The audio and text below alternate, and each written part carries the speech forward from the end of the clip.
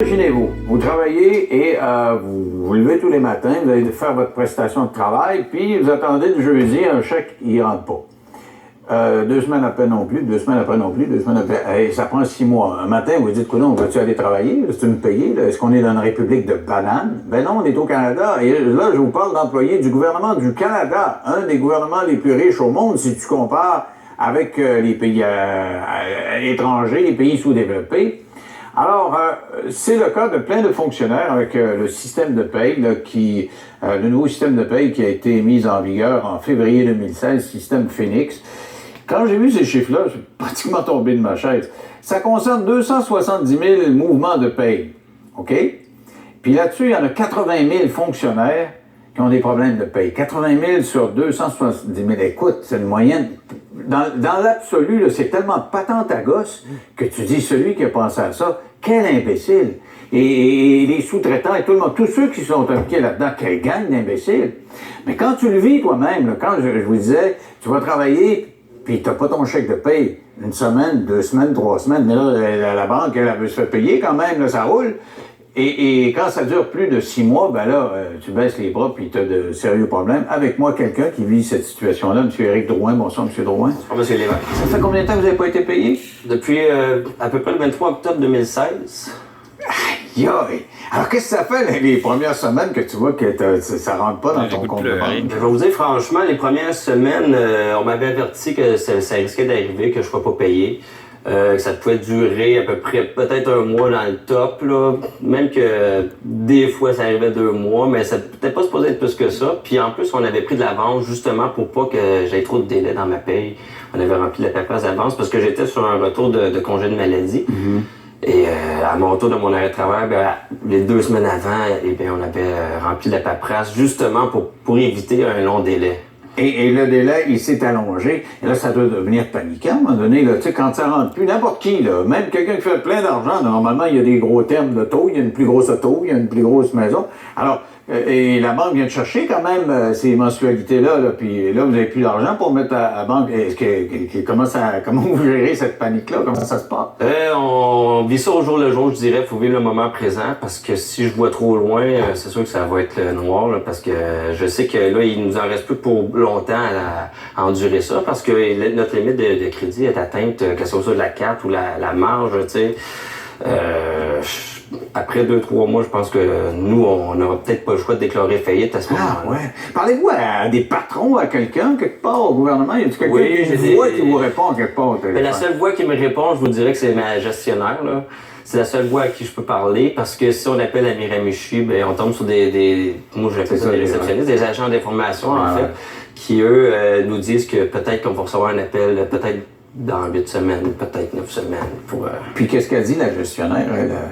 Ben c'est sûr qu'elle aussi elle est dépassée par les irréguliers. Est-ce qu'elle est payée elle-même? Elle est payée, oui. Ah ouais.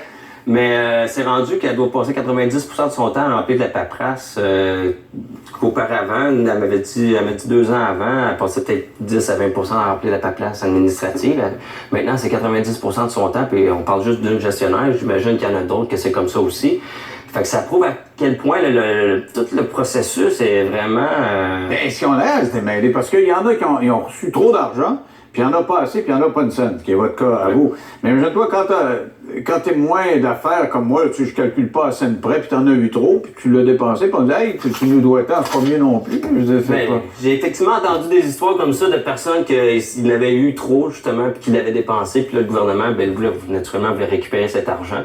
J'ai aussi entendu des histoires de personnes qui ont eu 500 000 $ de trop versés, puis qui ont tout simplement quitté la fonction publique, puis sont capables de les retrouver. OK, 500 000 de trop, là, tu sais, je veux dire, là, faut que tu sois vraiment pas tes affaires, là, remarquer. C'est parce que t'es malhonnête. Il y a quelque chose de pas correct. Mais là, comment vous voyez, vous avez des enfants, ou? Oui, j'ai 2 enfants, 2 jeunes enfants, 3 ans et bientôt 5 ans. Est-ce que votre femme travaille?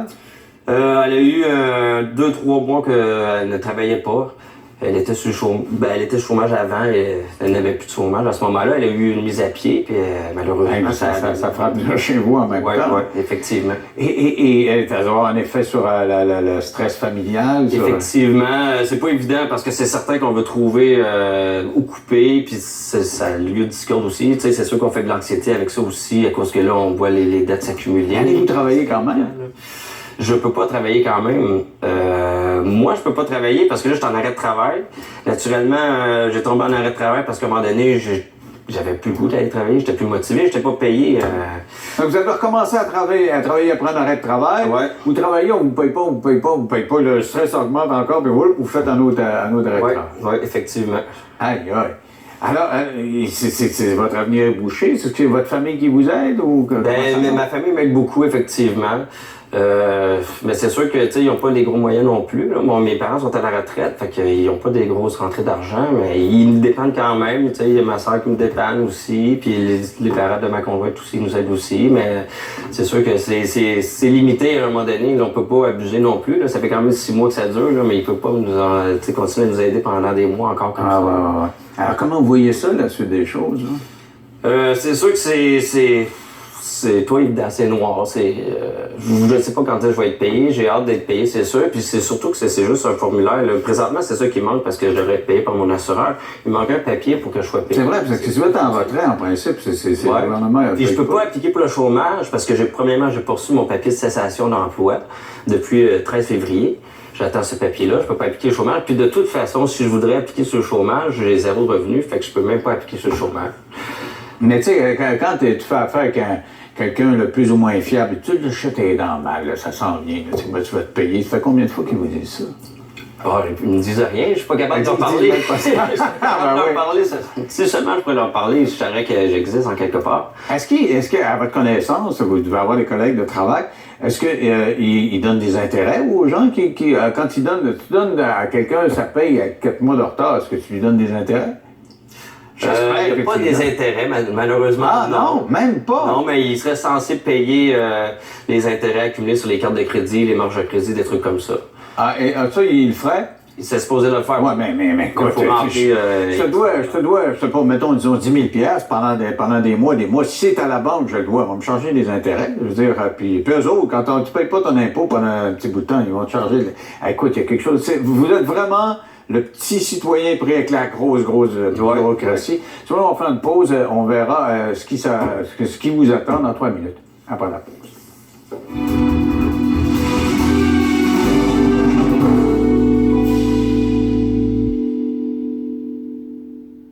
Relax, tout va bien se passer. Accroche-toi. Ça, c'est ma fille. On a traité cette affaire comme un enlèvement d'enfant. C'est un voleur de voiture et un bon. On sait qu'elle voulait fuir de chez elle et... Vous êtes une enculée! Ici le FBI. Il s'agit de votre fille et dit ne faites pas l'idiot. Je fous toujours tout en l'air, je suis pro qu'à ça. Statistiquement, plus longtemps ça dure, plus les chances de survie de la fille diminuent. Vous allez la fermer votre gueule! Esprit criminel, jeudi 21h. Tu m'as manqué, grand-maman. Oh, tout est tellement beau en Italie. Lui, par exemple, hein? Ciao! Gino, Gaetano. il est italien. Et quoi? Buick offre maintenant un VUS conçu pour ça. Le Buick Envision.